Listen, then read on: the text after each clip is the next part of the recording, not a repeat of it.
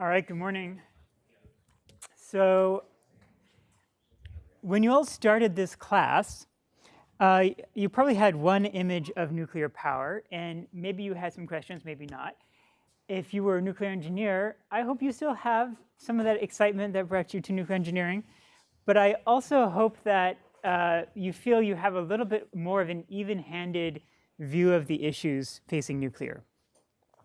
More important, however, than the details that we discussed over the course of the semester is simply to make the observation that many of these issues are still largely ignored in the nuclear engineering community writ large. Now, this department is actually getting a lot better about talking about and designing for things like economics and so on. But that's not necessarily true of the nuclear engineering community in general.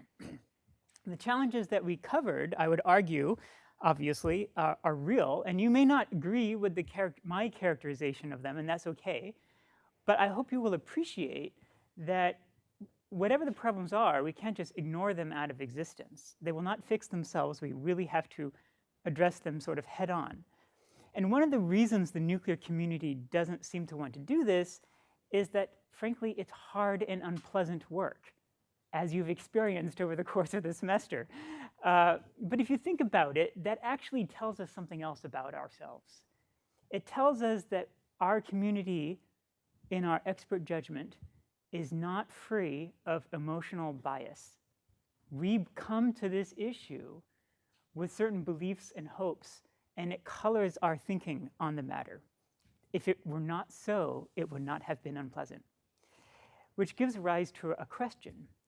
How should we make public policy around nuclear energy? Who should decide what actually happens in terms of new build? Now, in a democracy, generally, the public has a large voice. And traditionally, the view has been that the public hasn't always been ultra supportive of nuclear. Maybe they don't really know what they're talking about.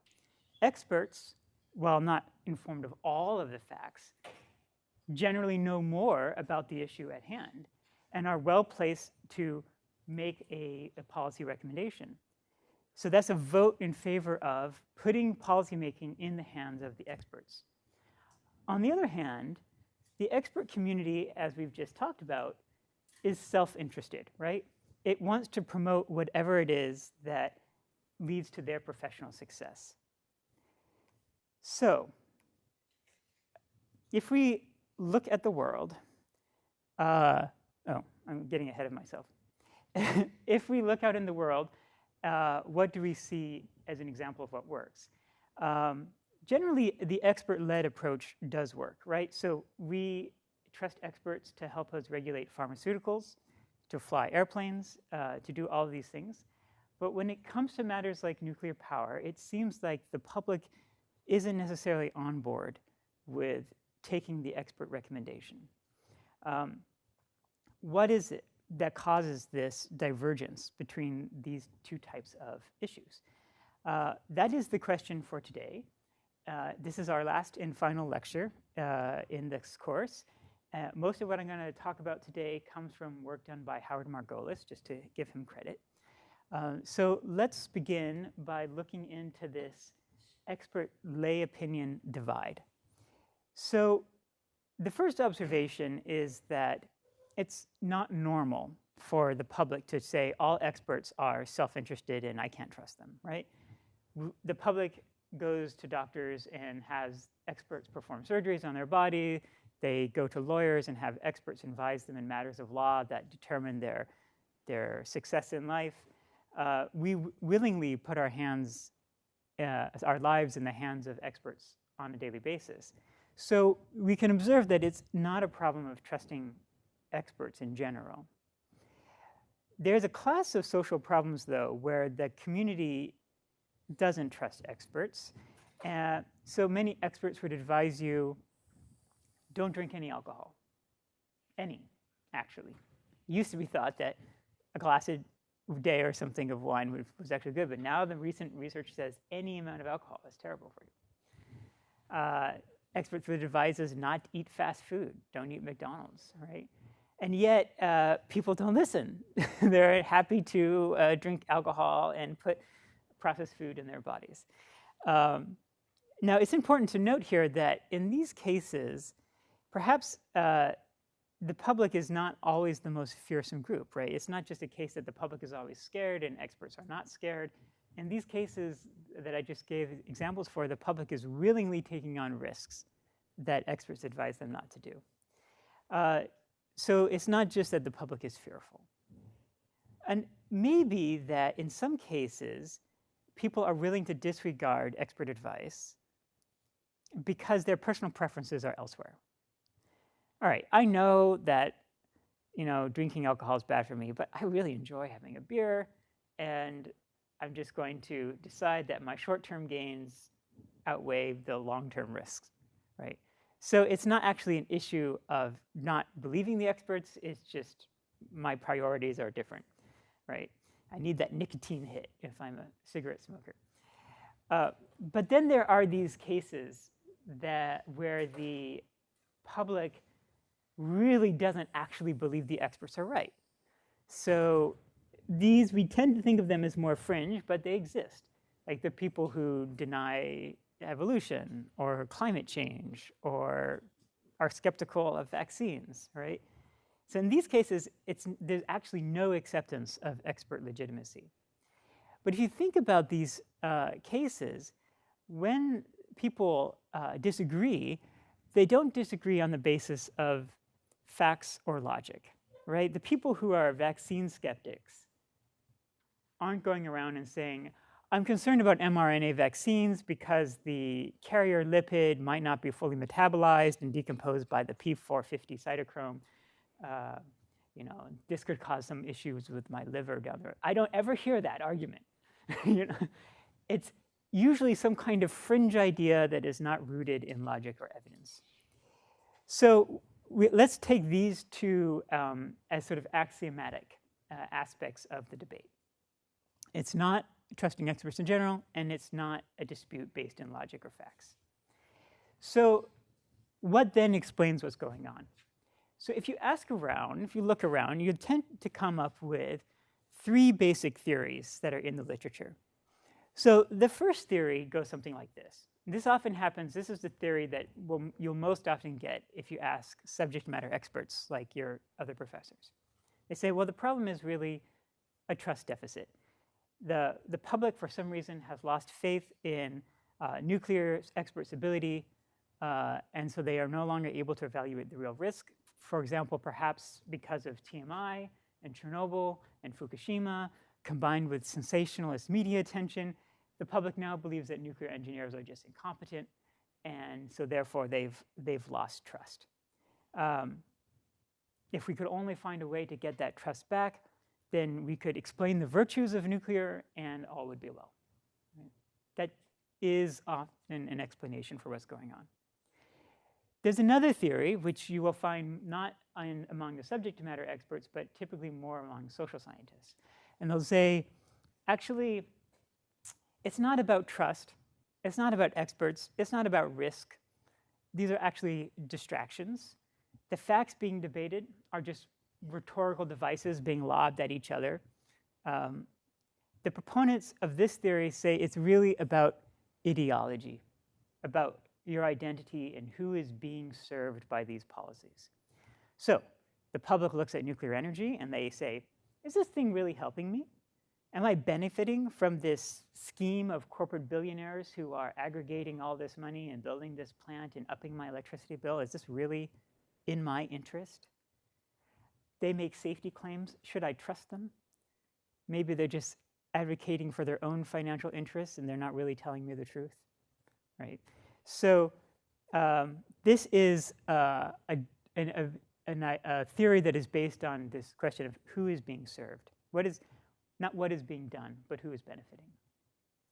All right, the third explanation that we can find in the literature is a bit more subtle. We call it rival rationality. And it takes the view that experts and the public are both well-intending. They're both doing their best with the information that they have. It's just that they have actually different ways of understanding the world. So, for example, experts want to have safe reactors. And when they evaluate safety, they're going to look at safety in a way that they can understand, that they can measure and quantify it. So they'll say, well, what is the statistical risk of a cancer death per terawatt hour of electricity produced? That, to them, seems like a good way of thinking about safety. The public is also interested in safety, but they have a different way of understanding what it means to be safe. For them, a safe reactor is a reactor that they don't have to worry about, a reactor that provides a sense of well-being, perhaps doesn't have the risk of a catastrophic event that they don't understand, perhaps something that seems not to disturb their pristine environment or to create liabilities that extend beyond their lifetime into their children's lifetime that they don't want to leave behind. They're not necessarily opposed to the technology, but their idea of safety is not statistical cancer deaths per terawatt hour of electricity produced. Neither side is wrong here. It's just that they value different things, and therefore they disagree on the bottom line, right? So we have these three theories to try to understand this divide between the experts and the public. So let's just, yeah. I would also add a fourth thing. I don't know if it's a thing here in the US, but it's definitely in Europe. The people who work on nuclear policy are not nuclear engineers. The people that are part of the European Commission's Department of Faculty are just some lawyers and political scientists. Yep. This is true, but is this a theory for why the public doesn't agree with the experts? In my own hypothesis, based on my school of the European Commission and working in policy, I think it is, and it ties to the fact that policymakers don't really do a concerted effort to educate the public in nuclear. Okay, we'll get back to this in a moment about educating the public in nuclear. All right. For the moment, let's proceed with these three theories and see which one is right. Okay, so all of these models seem to have explanatory power. They seem to kind of characterize the debate. None of them seem obviously wrong. But if these theories are going to be useful, they have to do more than just characterize the debate. They have to be able to predict when a technology is going to enjoy expert lay public consensus, like flying airplanes, and when a technology is not going to enjoy lay public consensus. Without that predictive power, they're not necessarily true models. So let's investigate which of these models actually can predict the outcome. Okay, so let's pull number one apart a little bit more. Is it that we don't trust the experts themselves, or we don't trust their conclusions? Now, perhaps we worry about the DOE or NRC because we think these bodies are just populated by industry cronies and bloated technocrats who only want to support their private interests. In short, they're just sort of self-interested liars.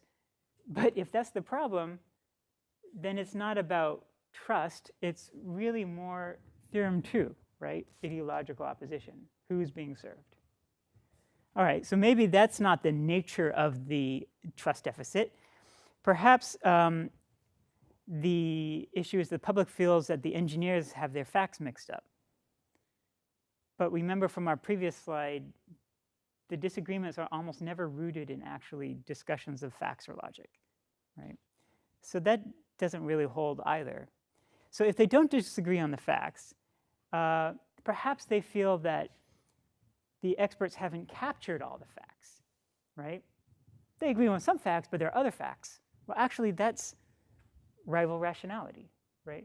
So every time you try to pull apart number one, what winds up happening is you wind up in one of these 2 or 3, is these other theories. So number one is really just a way of saying there is mistrust, right? We don't, for some reason, the public doesn't agree with us, but it doesn't predict anything. So this is not a theory with predictive power. All right, let's try theorem number 2, ideological opposition. So to understand ideology, it's useful to sort of decompose this a little bit further. And there's a lot of ways to do this, but I'm going to suggest we adopt an approach that was offered by Mary Douglas and Aaron Wildisky They were an anthropologist and political scientist who joined forces and tried to create a topology of ideology to describe how people think. And it's not the only model out there, but I don't want to pick winners, but we need a model. So here's what they suggest. We can think about ideology as being broken into several groups. So the first sort of ideological way of thinking are the hierarchicalist. So the hierarchicalists are people who prefer sort of rule by the elite. Now that elite can be a priest class, it can be nobility, it can be an intellectual elite, it can be blue ribbon commissions, it can be the plutocracy of Wall Street. Whatever it means is that there's some group of people who for some reason are imbued with a special ability to make decisions on behalf of the public. These are people who think along these lines are hierarchicalists, right? So we can have extreme examples from history. Fascism and theocracy are hierarchical rule. Conservatives tend to be hierarchicalist. The Judeo-Christian epic and Confucianism are hierarchical sort of epic structures. You can see all these throughout all of history. Another way of looking at the world is the egalitarian approach. Now, egalitarians are notionally democratic. They are the revolutionaries concerned with fairness and justice and equality for all and due process and so on. And we see the examples of this throughout history in communism, in modern liberalism, polytheistic epics like Hinduism, Gilgamesh, Greek mythology, all tend to have this egalitarian quality in those epics by virtue of human frailties being assigned to gods and so on. So the idea here is it's really about uniform benefit and risk. Then we have the entrepreneur class. The entrepreneurs are not concerned with identity groups or relationships among people. So the first two are inherently concerned with how people are, or the power between people is arranged. And the third category, the entrepreneurs, they're actually concerned with maximizing some exterior variable. That variable could be wealth generation, it could be technology, progress of some kind. And they therefore prefer whatever it is that allows that variable to be maximized. Usually that's loose coalitions with minimal rules and norms to allow freedom of action. These are the Elon Musks of the world, right? Historically, we see this in anarchism, libertarians, postmodernists, nihilists, so on and so forth. So if we accept this as a kind of topology for describing ideological orientations in the world, do they tell us anything about what technologies will and will not enjoy lay public expert support? So if you think about it, nuclear power has qualities where it cannot succeed without a highly hierarchical structure, right?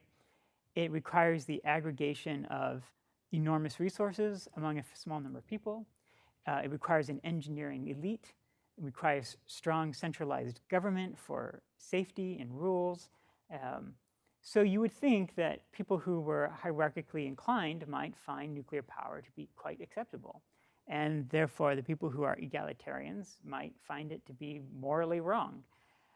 The entrepreneur might find the underlying physics cool, but at the same time might see that fission is outdated and maybe the future is all fusion, which is all cool and about new technology maximization or something like this, right? So that would be the way you would predict nuclear would break down. But here's the problem. If you go and survey experts in the nuclear community, they don't all fall into the hierarchicalist class. Generally, the people in this classroom will fall among all three of these categories. There are plenty of sort of liberal-minded individuals, egalitarians, who are in favor of nuclear energy. There are plenty of hierarchicalists who are not. For example, there tends to be a lot of Christian religious types in the United States who are both very hierarchicalist and also opposed to nuclear energy. There are a lot of tree-hugging green people who want to address climate change who consider themselves egalitarians and also support nuclear energy. Obama, who is arguably egalitarian as they come in the American political system, gave a lot of billions of dollars to nuclear energy. So while these ideologies may explain aspects of the divided opinion in our expert community, they don't do a very good job of actually predicting which technologies will enjoy this expert lay public agreement or disagreement. So this also doesn't seem to be really aligned, and therefore also not a very good predictive theory. Okay, so let's look at this third one, rival rationality. So it's clear that if you talk to the experts in lay public, the issues that they're going to raise, the metrics that they're going to discuss are in fact not the same. That's pretty clear. And I mentioned, experts having these well-defined risks, like cancer deaths per, terawatt hour, person rem, so on. They like this precision. And that often misses societal concerns. And, not all effects are radiation. But our reductions can sometimes be a little absurd when we're trying to come up with our measurable ways of understanding. So that's a given. For the public, risk perception is a much more complicated process than the process that we tend to measure in this class or in our classrooms. So how do we understand this public understanding of risk? So there's a psychologist who investigated this question named Vincent Corvello, and he produced this list of risk correlates. So what are these things? These are heuristics, basically experience-based rules for how humans might evaluate the risk of a situation as it arises. And when we go through this list, we'll find that there is actually a relatively strong correlation between what things we hear nuclear skeptics saying and the things that are in the column increased public concern. So you can go through this list yourself and decide how you think nuclear power shakes out. But I will color it as I think nuclear power shakes out. And you can see that there are a lot of heuristic measures that would predict nuclear power, which would tell people nuclear power might be risky. So let's just look at a couple of these. Does it have catastrophic potential, where the fatalities are grouped in time and space, or are they scattered? Absolutely, right? Nuclear issues are catastrophic when they happen. They're rare, but when they happen, they're catastrophic. Is the mechanism of harm unfamiliar or familiar? It's pretty esoteric radiation. You can't see it. It's not like, if this were a car crash, we would be talking about catastrophic potential, fatality scattered, familiarity of mechanism, very obvious, body goes slam into hard object, right? Very easy. Is the mechanisms are esoteric? Is there scientifically certain or low certainty in the risk? Is exposure voluntary or involuntary? You can go, right? I drive my own car. I take risk into my own hands. Not true with some nuclear power plant being operated. Just go through this list, and you'll see that, nuclear just doesn't come off on the right side of the equation. Okay, so at the end of the day, we all know that actually driving cars is a lot worse than nuclear power, right? The odds of an American dying in an auto accident is 1 in 107, right? So it's 50% chance that one of you in this classroom will die in a car crash. Right? That's brutal, right? But people are fine with that. And how do, so it seems on the surface, actually we have struck pay dirt, right? This really does seem to be a description of decision-making that is entrenched in the human psyche, that explains how it is people come to see the world. But if this were the final answer, it would mean that the public cares about many factors beyond what we care about. And that conclusion should give you some pause, because you were once people too, right? You should have all of these same inborn traits, you pro-nuclear people, as the rest of the public. So what is going on? And number two, if this were also sort of always the case, as it were, it would mean that the only way to win broad popular support for nuclear power would be to somehow assimilate all these weak-minded, emotional people into our superior technocratic empire. We would have to become the Borg. And thankfully, we are not the Borg. So while Covello's list does, in fact, have predictive power, finally, it doesn't have much explanatory power. Why does it not describe how it is that nuclear engineers don't suffer the same preferences as the rest of the public? So to understand why this divide emerges, we need to look not at the superficial debate, but at a more fundamental process, and that process is the process of human cognition. Okay, so how do humans interact with the world? How does any animal interact with the world? The answer, as we now know from all our work in AI, is through pattern recognition, right? The brain is a massive pattern recognizing device, and patterns cue responses, and those cue actions and cue thoughts to help us understand what is going on. So where did these responses come from?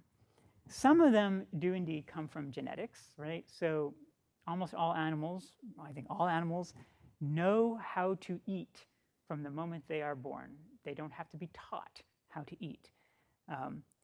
But other patterns arise through a process of learning, which is basically building on your experience, right? So when you see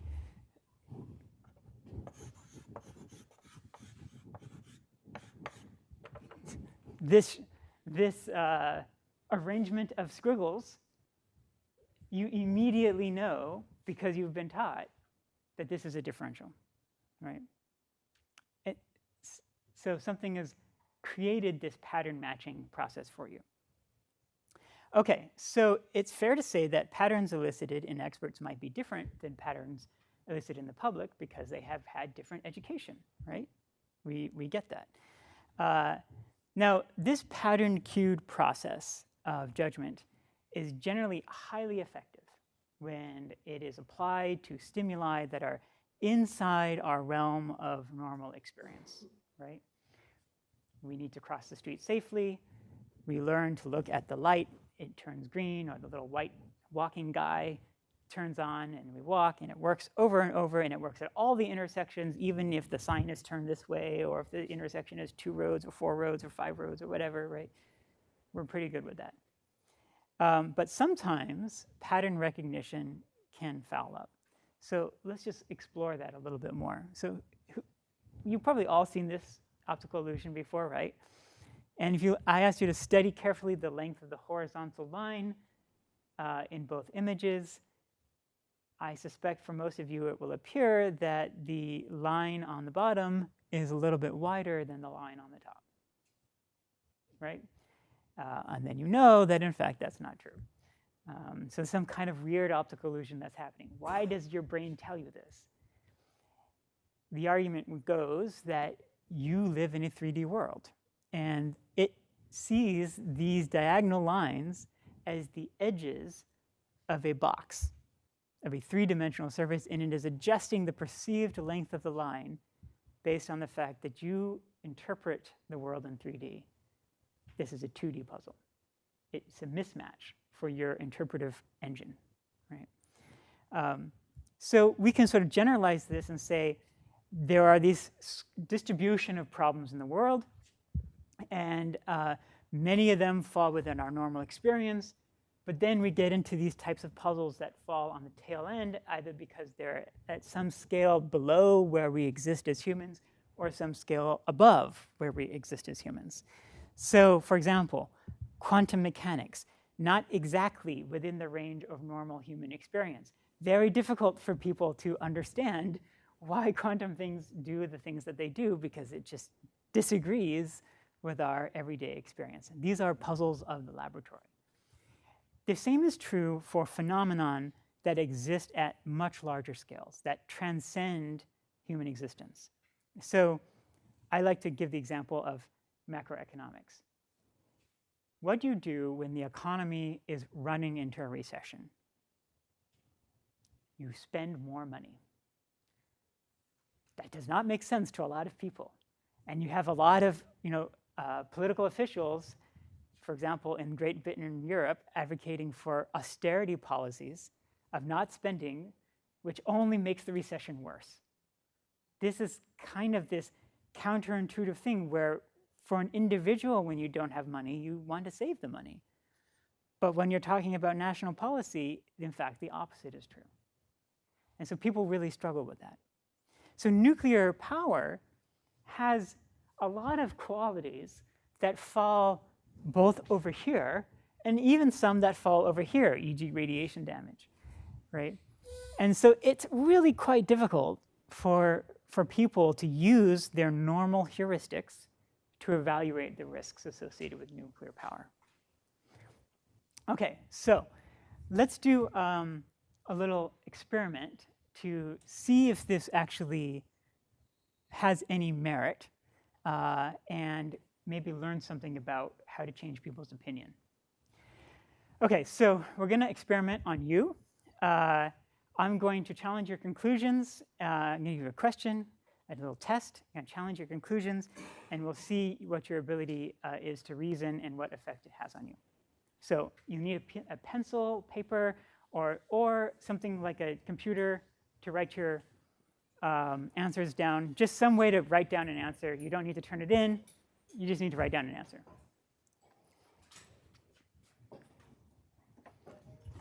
All right. Here's how it goes. I have a cup, and in this cup, I have 3 poker chips. All right? I will wait for people to get their paper, because you need to hear the problem. You ready? Okay. I have a cup with 3 poker chips in it. The poker chips are as follows. One is blue on both sides, one is red on both sides, and one is red on one side and blue on the third side. All right? I remove one poker chip from the cup, and I put it on the table. And without lifting my hand, I ask you, suppose the top of the poker chip happens to be blue. What is the probability that the bottom is also blue? Write down your answer.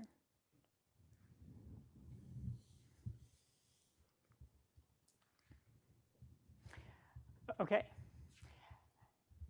Same question, starting with replacement from the beginning.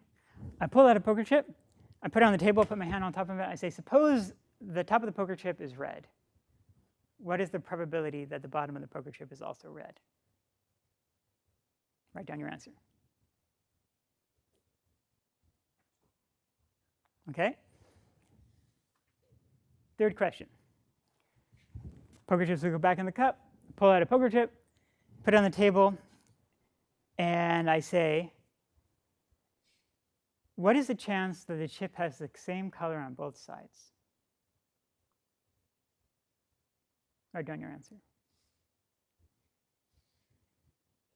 Okay, let's check your answers. Hands up if you got 1/2 for questions 1 and 2 and 2/3 for questions 3. Higher. All right, keep your hands up. Sorry, your arm's going to get tired. Okay, now what if your neighbor suggests that all the people with raised hands are contradicting themselves? Keep your hands up. think for a second. If you believe your neighbor tells you you're contradicting yourself, put your hand down. Okay. Now, Professor Kemp walks into the classroom. He's wearing a sports coat, so he must know what he's talking about. Here I am, and I say earnestly that, in fact, the answer to all 3 questions is, in fact, 2/3. Those who are answered 1/2 for the first and second question, you're mistaken. All right. Wow, a lot of people trust authority here. Okay, a couple of people still have their hands up. Oh, okay. Everyone who has their hands up isn't quite ready to trust. They trust themselves first, right? Okay, everyone relax. Let me rephrase question 1 and question 2. What is the probability that the color on the top matches the color on the bottom? Is that the same question as question 3? Do you change your mind? All right. Who has changed their mind based on that? And if you have changed your mind, stand up.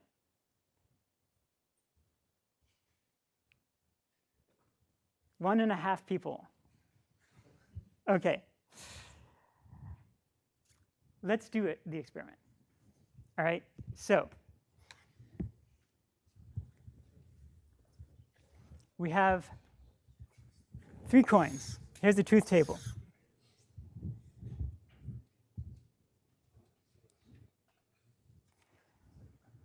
We have chip number 1, heads and tails.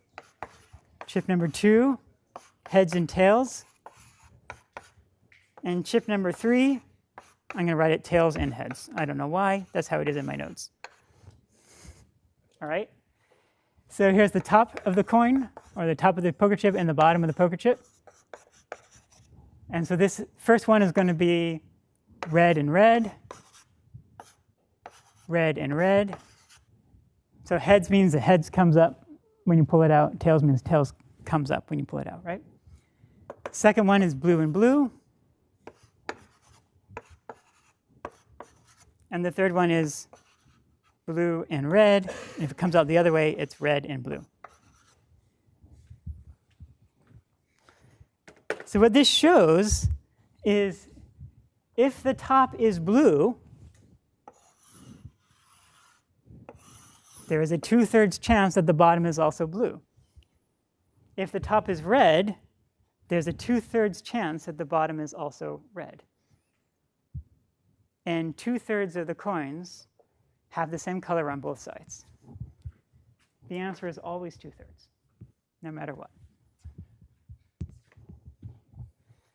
All right. Annoying.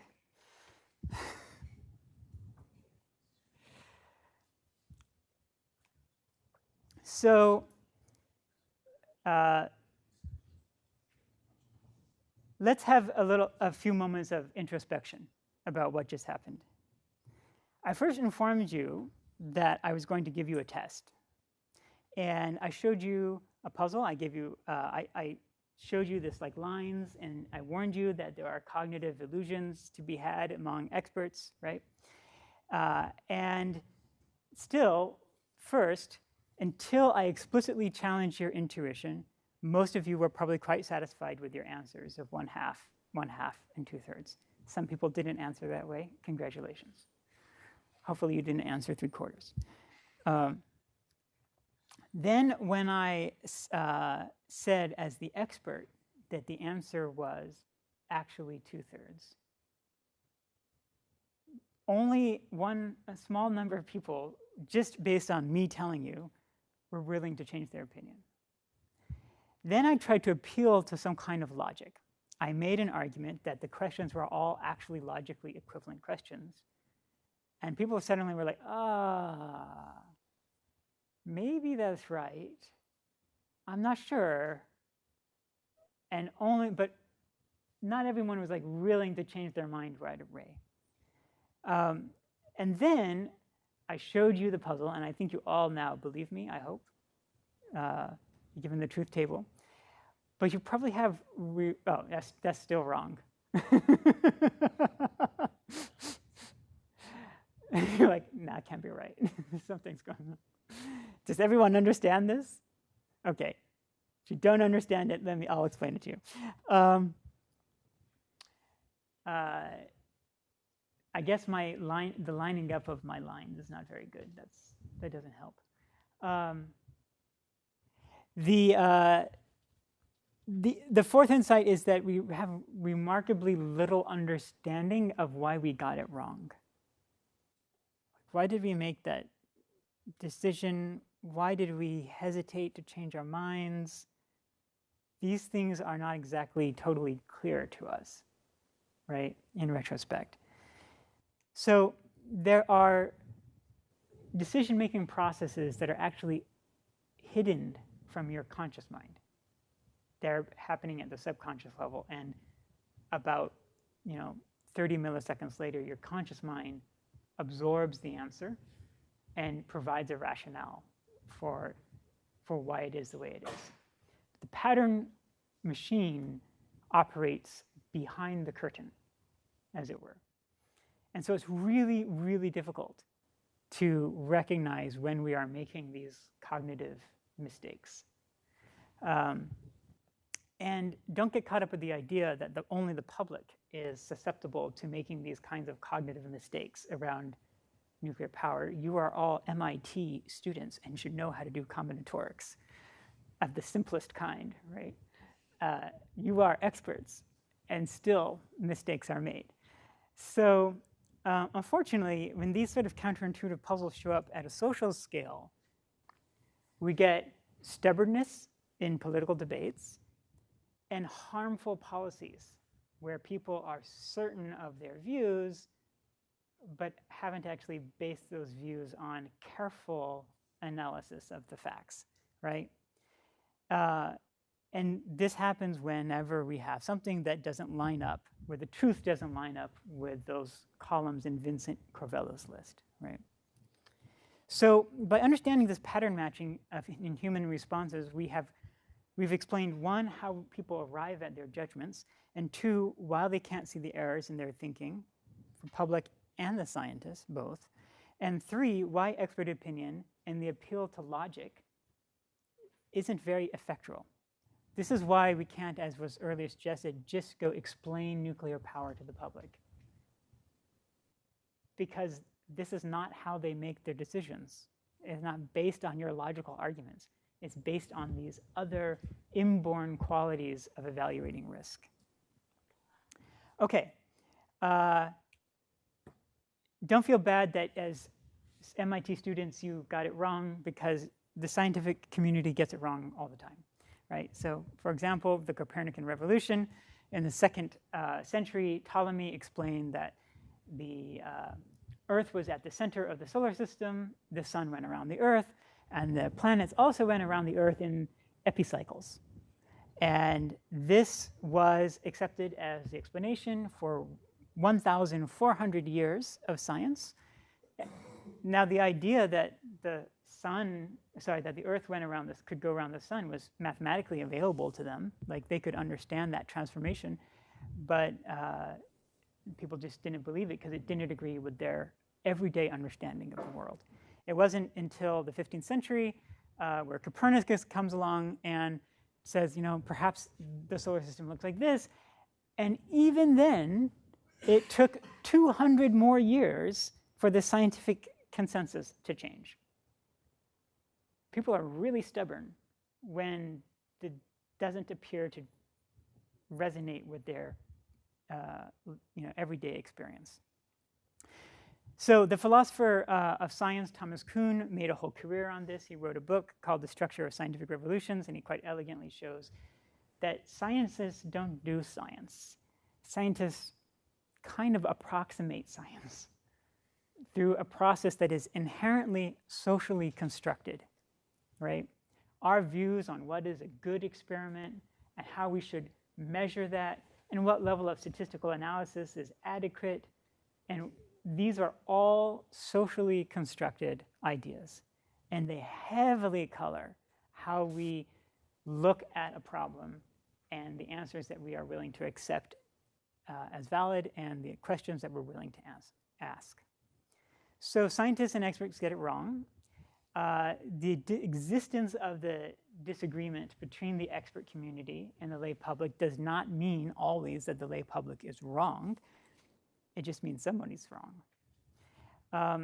And this can be extra difficult when getting it wrong is essential to your survival.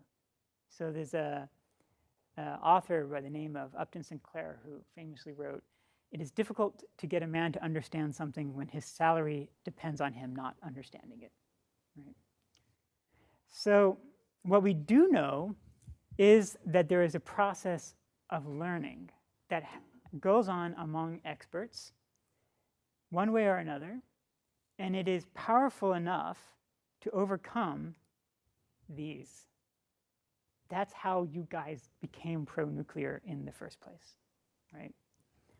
If you are pro-nuclear. Okay, so let's look a little bit more at how that actually does come about. So here's a political scientists love this. This is a 2x2 matrix.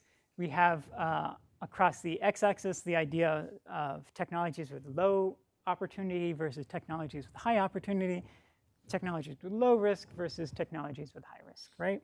And if you're in this category, you don't give anything about that technology because it's of low benefit and it's of low risk, and who cares? And if you're up here, you're thinking, okay, lots of potential benefits, but lots of potential risks. How do they trade off? And so you're having to do this hard mental calculation of adjudication. So the idea is that whenever we are introduced to a technology, we kind of start out down here because we don't really know anything about it, right? I heard about the internet. There it is. And then what happens is we either pursue one of two paths. Perhaps you're a person who learns about the technology and how great it is and all the amazing things AI is going to be able to do, and you're like, this is awesome, we should pursue this. And then people are like, oh, but AI safety, other things. And maybe you're like, oh, okay, huge energy bills, right? And other people are going, I heard about this nuclear thing, and it looks so dangerous, and I don't like it, and they go into this category. And then people are like, yeah, but climate change. And like, oh, maybe. Right? So basically, you guys are on the green trajectory, right? Something happened in your history where you were more readily exposed to arguments that nuclear power was beneficial before you started, thinking about all those other things, whereas other people sort of, just went and relied on those inborn heuristics, and they're like, oh, 3 Mile Island and radiation, and this is difficult. But you were like systematically educated about the nature of science and all of these things. And so you took a different path. So how do we change people's minds? Well, the fact is most people are in fact lost forever in one of these boxes, either here or here. But not everyone. Some people are able to change their minds. And let's look a little bit about how that works. So in much of the same way that we have this list of predictive heuristics for risk, Vincent Covello's list, there's also kind of a hierarchy of who do people trust. And they tend to trust entities that are just closer to them. So their own personal experience will always be the most, then their friends and family, then their identity group, right? Then things that are sort of common knowledge, and then some strangers, standing on the street corner telling them about the aliens, right? And so you can see why the Copernican revolution took 1,400 years. They look at the sky and says, I see the sun, the planets doing loop-de-loops. And they talk to their friends and family in the scientific community, and they say the same thing, and there's nothing to change them. And then this guy comes along And it's like, no, no, you've got it wrong. I'm like, please go away. Right? Poker chips puzzle, you were sort of in disbelief when I suggested that if your neighbor told you that that you were wrong, would you change your mind? More people were willing to change their mind when I told them the answer, because I'm a little bit higher up on this chain, arguably.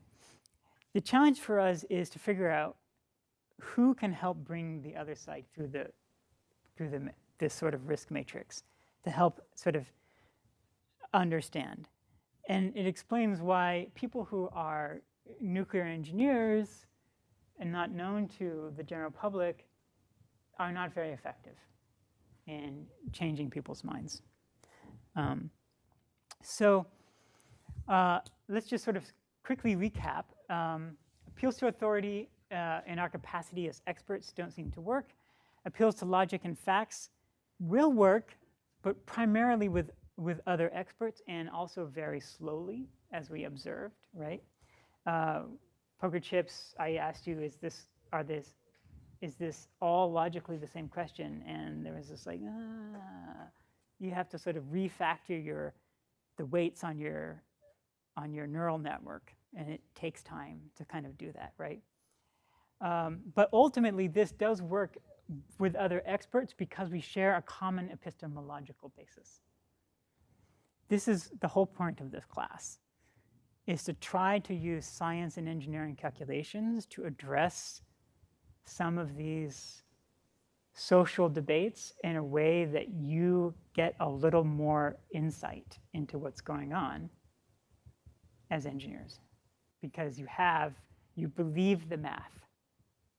That's the one thing I have going for me in this class. Most of you will believe the math, right? And then finally, framing issues in a way that appeals to existing patterns of cognition does in fact work very well. This can be the inborn patterns in Cavell's list. Sometimes it's hard for those things to be changed about nuclear, but we can emphasize the few that were in the right column. Remember, there were a couple. Sometimes it takes the form of a TikTok video showing someone of the same generation who's excited about something. Identity group telling you that you should like something, and so people are like, oh yeah, I recognize this 19-year-old, and I'm 19-year-old, and therefore this is cool, and I'm on board with it, right? It's not a boomer telling me that something.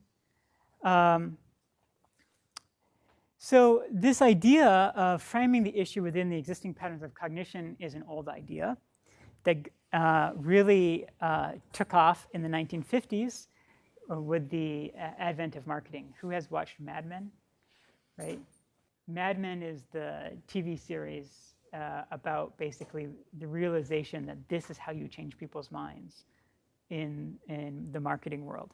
So when you see a shampoo ad, I don't know if they still have shampoo ads, it's not, this sodium lauryl sulfate effectively removes sebum from your hair follicles. No, it's, this will make you sexy and young, right? Oh, it works, right? So nuclear has now figured this out too.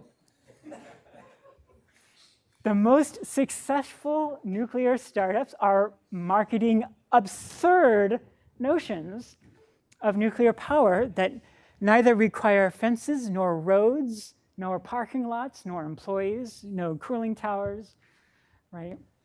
Just beautiful architecture and green, beautiful amounts of green, right? They have realized that you can convince people by relying on number 3. Now, you may decide that's fine, that's good, and you want to become a PR campaign person. Lots of this stuff out there. Have you seen the film Pandora's Promise or Nuclear Now? Right? These are films that basically try to reframe nuclear power as a solution to climate change. They feature famous environmentalists sort of waving the nuclear power flag. They have these sympathetic, usually female commentators that are going on about how wonderful nuclear power is.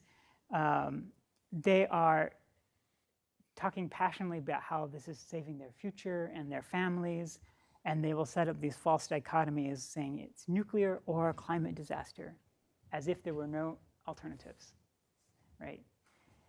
They aren't saying anything real about what we need to do about climate change. They don't have anything to say about how climate abatement policy should be structured. They certainly do not discuss the economics of nuclear power in these movies, right? They are not there to give an honest discussion of the issues. It's propaganda, just like this, to make you feel good about what you're seeing. If you ask me, public relations is a life of crime, right? This is not about the truth. So morally speaking, what we should be doing is trying to bring everyone, the green people and the red people, into this box, right? We want them to face the possibility, whatever they believe, that they might have been wrong about nuclear energy and to reconsider the facts carefully. And once that happens, once they enter the adjudication zone, then logic and evidence can begin to eat away at these cognitive illusions that the public holds and that scientists hold. And if that logic and evidence is legitimate, we will all come around to having the same view about nuclear power, more or less. But remember, people don't, by and large, decide to reevaluate their beliefs just because some expert goes ahead and tells them to do so, right? Expert heads actually tend to polarize, talking heads tend to polarize people's views because they feel how they have to sort of defend their side, right? So what we need is a process, to restate this, is a process of discovery, not a process of instruction. That's how you change people's minds. You let them find out for themselves. Okay, so let's turn this around. Here you are, young and excited about nuclear power. You want to do your best to make sure it plays its appropriate role in the grand human experiment. You're a freshly minted nuclear engineer, and you're faced with a cranky and unscientific public, and all of these anti-nuclear activists and skeptics, and the situation seems piled high with difficulty. What do? Well, yes, it is in fact piled high with difficulty, but now you are equipped with a more nuanced understanding, I hope, equipped with a more nuanced understanding of these contentious issues around nuclear power. Issues of safety, issues of economics, and so on. And that should help you understand where people are coming from. And you also now have this idea of how human cognition works. So can we put the two together? Let's therefore start by investigating the misperceptions that this cranky public holds about nuclear power. And then once we have a sense of where the public gets it wrong, we can then seek to identify ways that will reveal the cost of their innocent but incorrect views to them, and maybe help them sort of change their mind a little bit about nuclear power. So where does the public get it wrong? Has anybody actually checked? Okay, so yes, some people have gone and checked. The number of studies out there, but this study from the IAEA and OECD continues to be, I think, one of the best studies because they actually ask detailed questions, not just like, do you support nuclear power? But they tried to ask, is it safe in issues like this? So here's their first question. Is it possible to operate a nuclear power plant in a safe manner? Countries with nuclear power are in light gray. Countries without nuclear power are in dark gray. These are European countries. And so they don't tell you which country is which, but just to give you, they want to show you the distribution of different countries. And lo and behold, virtually all countries have more than half the people feel that it is possible to operate nuclear power in a safe way, which suggests that actually the public is not, by and large, worried about the safety of nuclear power plants. Here's a more recent survey from this year from Americans, and they ask, thinking about nuclear power plants that are operating now, how safe do you regard these plants on a scale of 1 to 7, where 1 means very unsafe and 7 means very safe? And the majority of people give these plants a very high safety rating, right? Now, I have argued in this class that nuclear power is somewhere around the threshold of what is probably acceptably safe, right? Thankfully, we did not get that spent fuel pool fire at Fukushima, which would have made Fukushima look much, much worse than Chernobyl, in which case the deaths per terawatt number that we calculated would have been a much worse number. As long as we're, that number is not huge by any means. It's sort of on the order of natural gas. It's reasonably safe. It's not excessively safe, right? I guess we would conclude that safety is an issue we're doing well at, but we need to sort of maintain our vigilance. Yet, many people in the nuclear community are working hard to undermine existing safety institutions, right? So there's the new executive order from the Trump administration that is limiting the amount of time that the NRC can spend reviewing the safety of these power plants, as well as cutting the number of staff available to do those safety reviews. So arguably, this is something that we really need to continue to pay attention to. It's not something the public is concerned about. This is a problem that really experts are attuned to. So I don't think we can credibly argue that public panic about nuclear reactor safety is what's holding back nuclear power, right? It's an issue, but it's not what the public is worried about. And if someone tells you this is what the public is worried about, it's a straw man argument, right? Okay. The second question they asked is, are you concerned with nuclear power plants being targets for terrorists? And wow, yeah, people are really concerned with this issue. Now, we didn't really get into this issue in depth, but I'll just give you a little history here. After 9/11, where terrorists flew planes into the World Trade Center, public pressure caused the NRC to admit that terrorist attack against a nuclear power plant was something that needed to be considered. And the NRC responded by saying that existing plants were safe enough. The industry, if you were alive during the time, I guess you were alive, but you weren't very old, the industry actually said that there was no risk at all, that this would never happen, which is pretty gutsy, considering that 2 planes had just been flown into the World Trade Center and 1 into the Pentagon. Eventually, the NRC came around and said, the containment buildings are not actually strong enough to withstand a direct impact from a large jumbo jet, like a Boeing 777. For small planes, they were fine. But for the biggest planes, they're actually not strong enough. It's mainly actually the shaft of the engines, which is, that at high speed is basically like a penetrator, and it can just plow right through the containment. So the NRC said, okay, we're talking about the AP1000.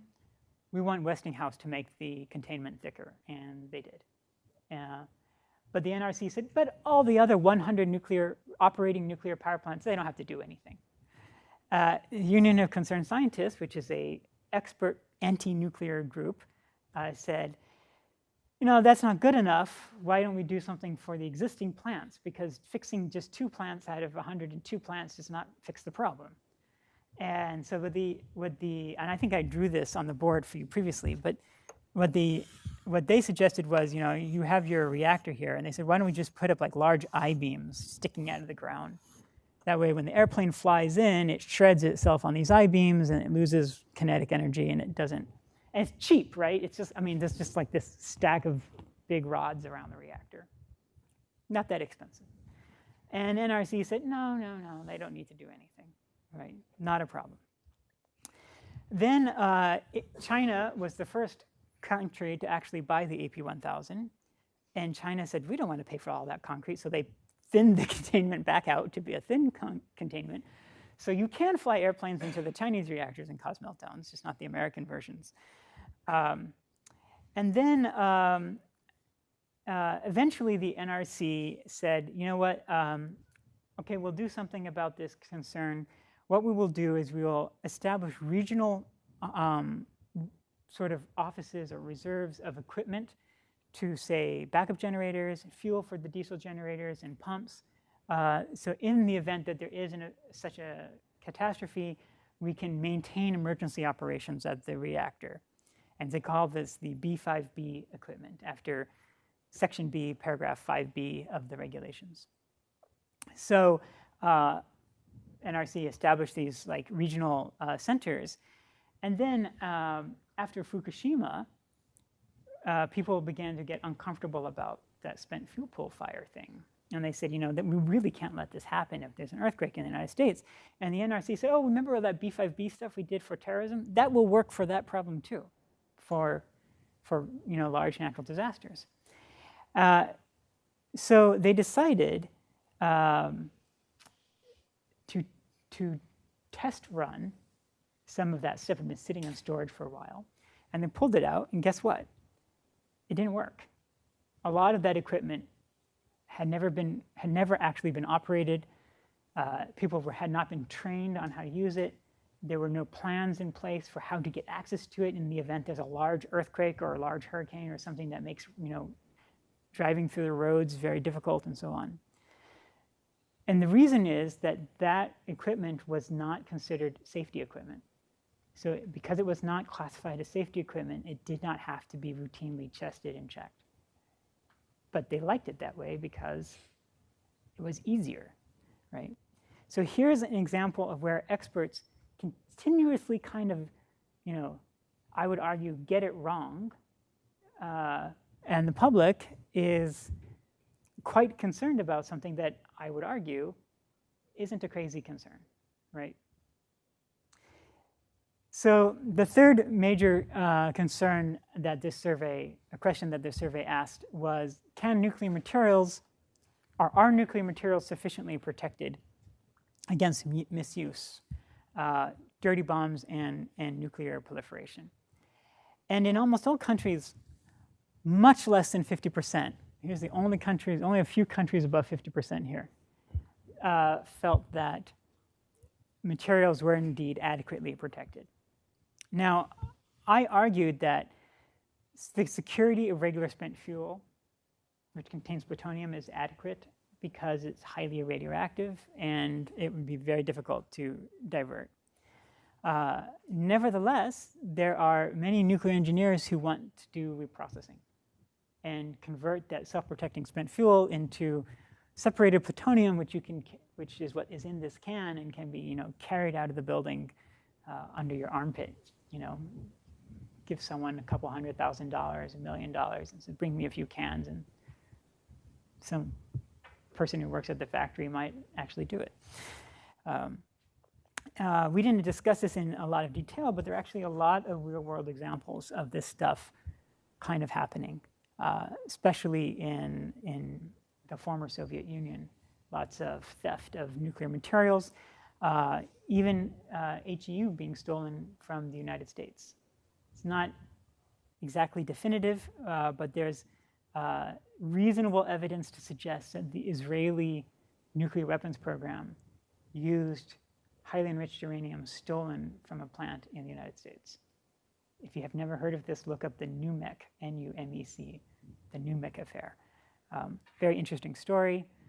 The files were sealed by the FBI, so we don't really know what happened. No one is coming clean on the affair. The linkage between nuclear power and nuclear proliferation is indeed very subtle, right?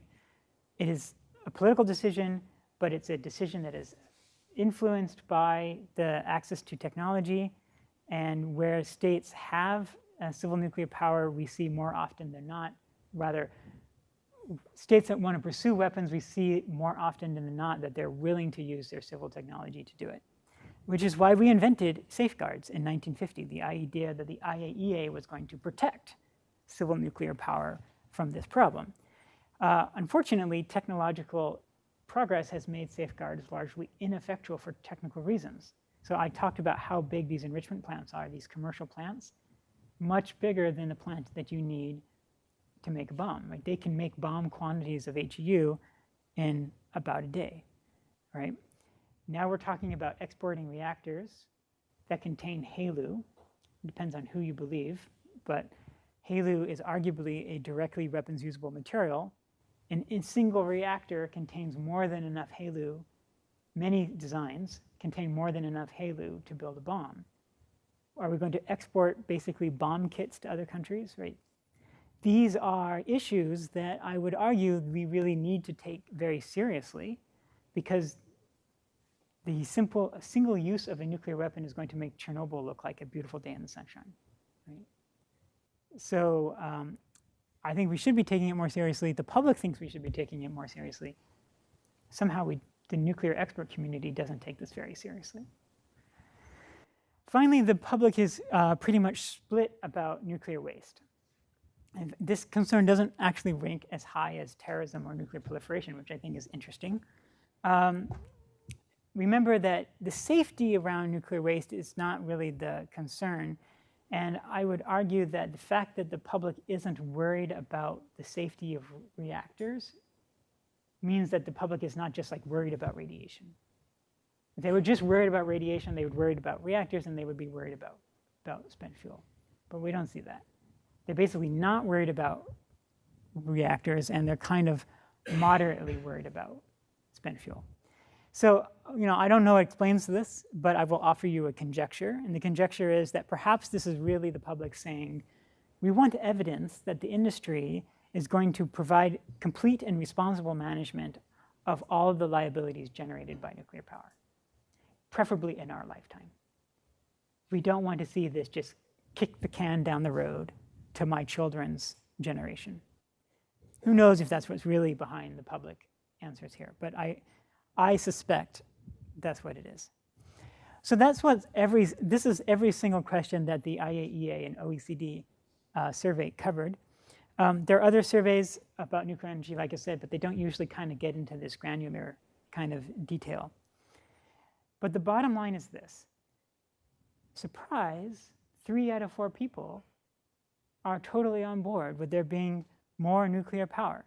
The number has been over 50% of the public since the year after Chernobyl.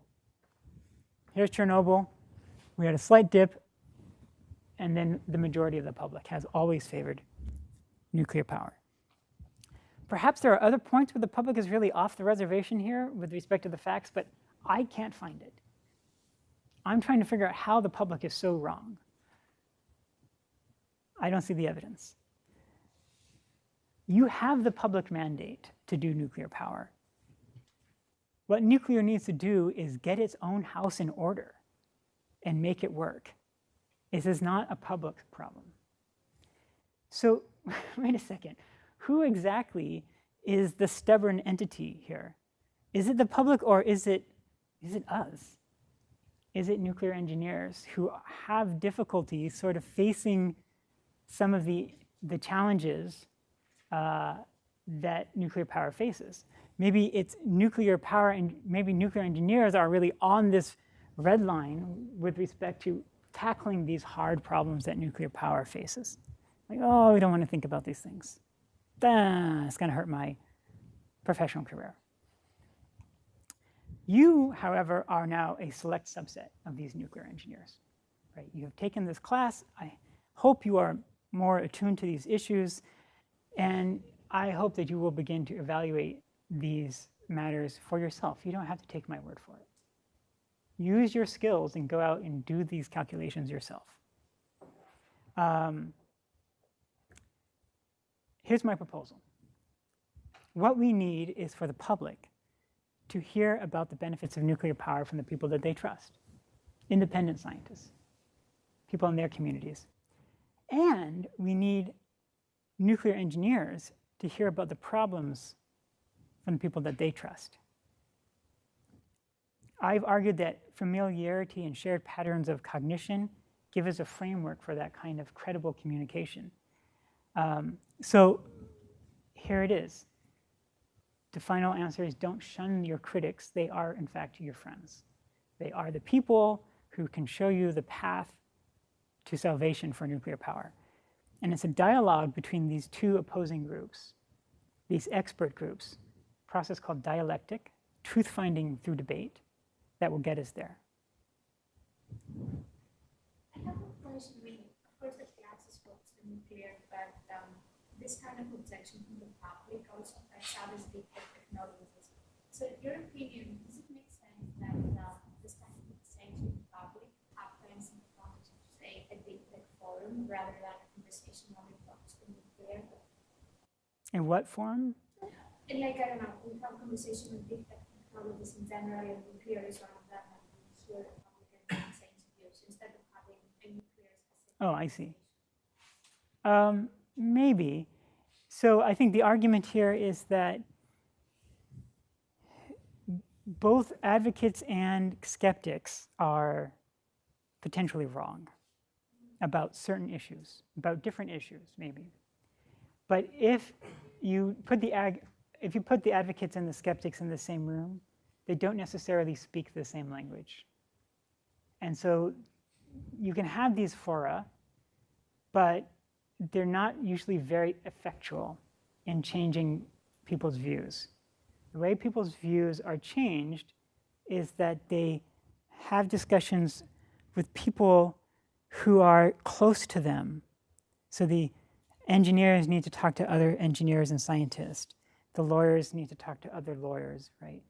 The environmentalists need to talk to other environmentalists. The public needs to talk to other people in their friend community and so on. It seems inefficient, but if enough of this happens, there is eventually communication that percolates up and down this chain. And that's actually how people's opinions change. They have these dialogues, this dialectic in their community. So we not only have to have these conversations, we also have to be willing to do one more thing, which is to stand up to people in our own community when we disagree with them. Instead of just going with the flow, we have to say, wait a second, perhaps we are overlooking something here. Maybe we should take this concern a little bit more seriously. And as I said, MIT is actually a pretty good place for this. People in this department now do take economics seriously, right? Wasn't always the case. What isn't always the case at other departments. Definitely not the case in a lot of industry. But if you are willing to do this, if you're willing to be that person who just sort of pushes back a little bit, then you will be slowly bringing together the individuals in these communities. And both sides will very slowly have their cognitive illusions minimized. You'll be doing this for people. And eventually, we will converge to having a shared view. This is the task of finding the future for nuclear power. This task falls to you. Thank you for taking the class. I hope it challenged your assumptions, and we'll lay forth a life of asking good questions. Thanks very much.